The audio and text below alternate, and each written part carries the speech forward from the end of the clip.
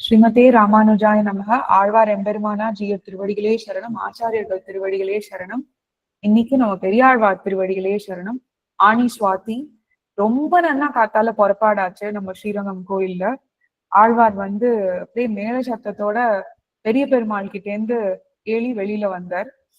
வந்துட்டு நம்மாழ்வார் சன்னதியில ஆழ்வாருக்கு மரியாதை ஆகி, அப்புறம் புறப்பாடு ஒரு பாதி வீதி போயிட்டு தாயார் சன்னதியில திருப்பி ஆழ்வாருக்கு தாயார் சேவை சாதிச்சு, தாயார்கிட்டேந்து மாலை ஆழ்வாருக்கு சாதிச்சுட்டு, அப்புறம் திருப்பி நித்த வீதி முடிச்சு உள்நாண்டாள்ல போய் சாத்து முறை ஆகும். எல்லா ஆழ்வாருக்கும் ஆல்மோஸ்ட் இதுதான் இங்க கிரமமா பண்ணிட்டு இருக்கா. ஆனி சுவாதி. அதனால சில விஷயங்கள் ஆழ்வார் பத்தி இன்னைக்கு நம்ம பார்க்கலாம். இதெல்லாம் நம்ம எல்லாரும் ஆல்ரெடி பார்த்ததுதான், தெரிஞ்சதுதான். அவதார ஸ்தலம் நம்மளுக்கு எல்லாருக்கும் தெரியும், ஸ்ரீவில்லிபுத்தூர். ஆச்சாரியன் அவருக்கு விஸ்வக்ஷேனர். என்னெல்லாம் பாடியிருக்காருன்னா திருப்பல்லாண்டு, பெரியாழ்வார் திருமொழி. பரமபதம் திருமாலிருஞ்சோலை, அங்க பரமபதம் அடைஞ்சார் சுவாமி. தனியன் நம்ம சேவிச்சுட்டே இருக்கோம். இன்னைக்கு கூட சேவிச்சோம் திருப்பல்லாண்டு ஃபுல்லா நம்ம குழாத்துல.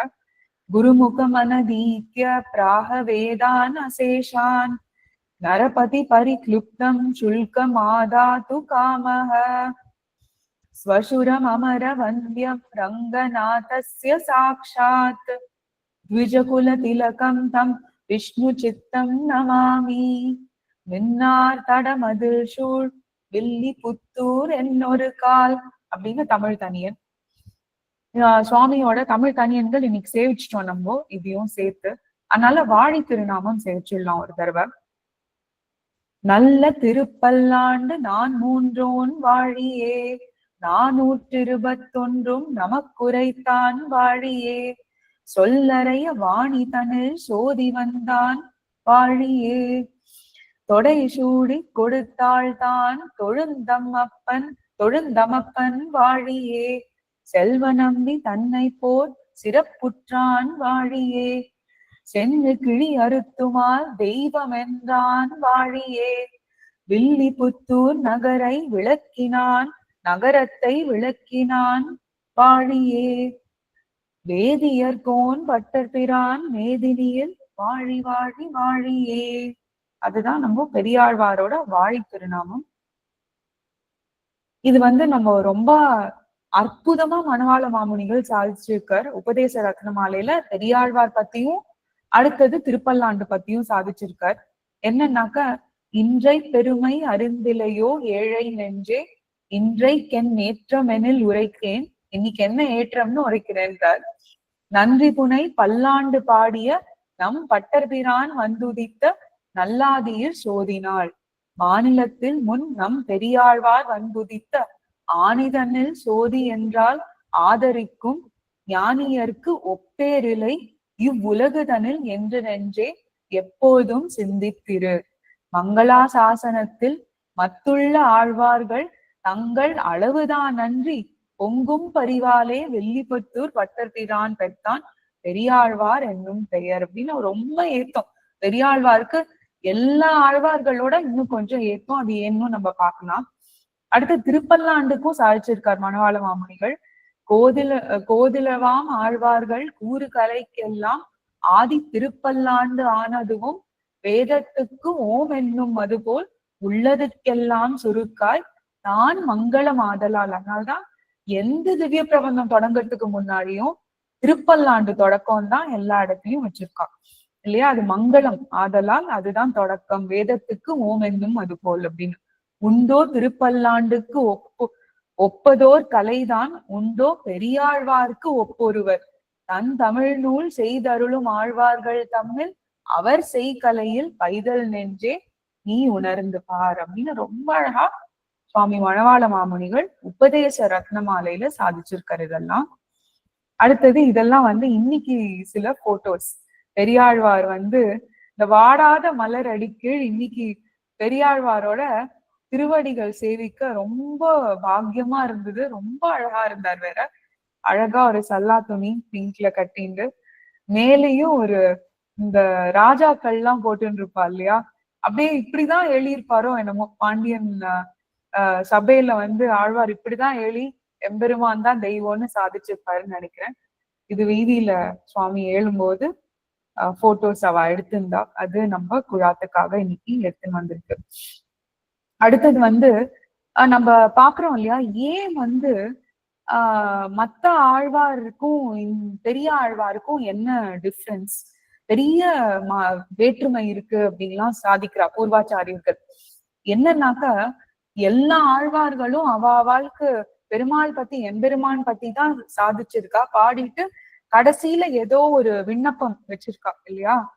பெரியாழ்வார் வந்து எம்பெருமானோட விண்ணப்பத்தை எடுத்துன்னு வந்தானா, என்னன்னாக்க எல்லா ஜீவாத்மாக்களும் இங்க வந்து ஓய்ந்துன்னு இருக்கிறதுல இருந்து விடுபட்டு உஜ்ஜீவனம் கிடைக்கணும் எல்லா ஜீவாத்மாக்கும், எல்லா ஜீவாத்மாவும் பரமபதம் போகணும், சென்றடையணும். அது அவரோட ஓன் விண்ணப்பத்தெல்லாம் தாண்டி இதுதான் அவருக்கு ஒரு விண்ணப்பமா இருந்துதான் பெரியாழ்வார்க்கு. அதே மாதிரி மத்த ஆழ்வார்கள்லாம் என்ன நினைச்சாலும் எம்பெருமான் தான் சர்வேஸ்வரன், அவன் தான் ப்ரொடெக்டர், சர்வேஸ்வரன் தான் ப்ரொடெக்டர் இல்லையா, அவன் தான் வந்து எல்லாரையும் காப்பாத்தின்னு இருக்கான். அதனால அவளோட பயங்கள் கோபதாபங்கள் எல்லாமே சரியா போயிடும் அப்படின்னு நினைச்சுட்டு இருந்திருக்கா.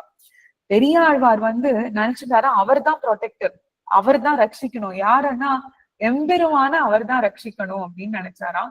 அதனால்தான் அவர் வந்து மங்களாசாசனம் எம்பெருமானுக்கு பாடியிருக்கார், திருப்பல்லாண்டு பாடியிருக்கார் இல்லையா. மத்த எல்லா திவ்ய பிரபந்தங்களோட எல்லா திவ்ய பிரபந்தமும் ரொம்ப லென்த்தி, பெரிய பெரிய திவ்ய பிரபந்தம் இல்லையா. திருப்பல்லாண்டு ரொம்ப சுருக்கு, உள்ளதுக்கெல்லாம் உள்ளதுக்கெல்லாம் சுருக்காய்ன்னு சொல்றா இல்லையா. ரொம்ப சின்னது, 11 பாசுரம் தான், 12 பாசுரம் தான். அதுல வந்து எல்லாத்தையும் அடக்கிட்டார் எம்பெருமானோட மங்களாசாசனத்துக்கு. இந்த எல்லா டிஃபரன்சஸும் காமிக்கிறார்.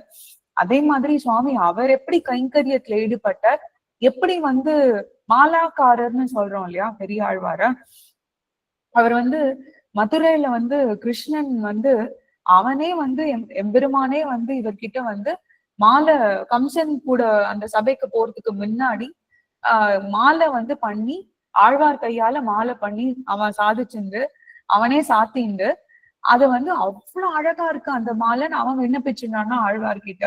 அப்போ ஆழ்வாருக்கு தெரியறது இந்த மாதிரி எம்பெருமானுக்கு உகந்த கைங்கரியம்னா அது மாலை தொடுத்து இது பண்றதுதான் அப்படின்னு ஸ்ரீவல்லிபுத்தூர் எம்பெருமானுக்கு ஒரு பொங்கும் பரிவாலே வில்லிபுத்தூர் விட்டுச்சுன்னு சொல்ல பொங்கும் பரிவு ஆழ்வார்க்கு எப்பவுமே எம்பெருமான் மேல. அதனால இந்த ஒரு மாலை கைங்கரியத்தை புஷ்ப கைங்கரியத்துல ஈடுபட்டார். அதுக்கப்புறம் நம்ம அனந்தாழ்வான், சுவாமி அனந்தாழ்வானும் பார்த்தோம். அவர் ஆனா ஆச்சாரியன் சொல்லி அவர் வந்து திருமலையில போய் புஷ்ப கைங்கரியம், இவர் சுவாமியே புஷ்ப கைங்கரியம் சாட்சிருக்கார் அப்படின்னு. அது வந்து எவ்வளோ சாஸ்திரங்கள்லாம் படிச்சு சாஸ்திரத்துல எந்த கைங்கரியம் எம்பெருமானுக்கு உகந்ததுன்னு அவர் படிச்சுட்டு இருக்காராம். ஆனாலும் அவருக்கு எந்த கைங்கரியம் பண்ணணும்ன்றது எம்பெருமானே வந்து அவருக்கு ஒரு கிளாரிட்டி கொடுத்திருக்கான் அப்படின்னு சாதிக்கிறா. அதனால பெரியாழ்வாருக்கு வந்து சகஜ தாசியம் அப்படின்னு சொல்றா. அவர் சகஜ தாசியம்னாக்கா நேச்சுரலா சில குவாலிட்டிஸ் இருக்கும் இல்லையா. அவர் வந்து அந்த எம்பெருமான் கிட்ட தாசியத்துவம் வந்து சொல்லி கொடுத்தோ பார்த்தோ ஏற்படாம சகஜமா அவருக்கே ஏற்பட்டிருக்கு, எம்பெருமானே அவருக்கு அந்த மாதிரி கொடுத்திருக்கான் அப்படின்னு இத ரொம்ப அழகா வந்து பெரியவாச்சான் பிள்ளையும் இந்த திருப்பல்லாண்டோட வியாக்கியானத்துல எப்படி வந்து அவருக்கு எதுவும் வேண்டி கேட்கல எம்பெருமான் கிட்ட, எம்பெருமானுக்கு மங்களாசாசனம் பண்ணணும், ஜீவாத்மாக்கள்லாம் உஜ்ஜீவனம் கிடைக்கணும், பரமபதம் போகணும் அப்படின்னு பெரியவாச்சான் பிள்ளை ரொம்ப அழகா சாதிச்சிருக்கார். இன்னும் ஒரே ஒரு யுனிக், மத்த ஆழ்வாருக்கும் இவருக்கும் டிஃபரன்ஸ் பார்த்துட்டு இருக்கோம்ல, யுனிக் ஸ்பெஷாலிட்டி அப்படின்னாக்கா மாமனார், பெரிய பெருமாளுக்கே மாமனார் அப்படின்னா அது நம்ம பெரிய ஆழ்வார் தான் இல்லையா. அதனால அவரே ஆண்டாள, அவரோட திருக்குமாரி ஆண்டாள் நாச்சியார எம்பெருமானுக்கு மனம் முடிச்சு கொடுத்ததுனால பெரிய ஆழ்வார்க்கு பெரிய பெருமாளோட மாமனாரும் பேர் அப்படின்னு பெரிய பெருமாளுக்கே மாமனார் அப்படின்னு அது ஒரு யுனிக் டிஃபரன்ஸ் ஆழ்வார்க்கு. அதனால இன்னைக்கு ஆணி சுவாதி நம்ம எல்லாரும் பெரியாழ்வார் திருவடிகள்ல சரண் புகுந்து மேலும் மேலும் மேலும் எல்லா திவ்ய பிரபந்தங்களையும் கத்துக்கணும்னு அடியேனுமே விண்ணப்பிச்சுக்கிறேன் பெரியாழ்வார் கிட்ட. ஸ்ரீமதே ராமானுஜாய நமஹ. ஆழ்வார் எம்பெருமானா ஜிய திருவடிகளே சரணம்.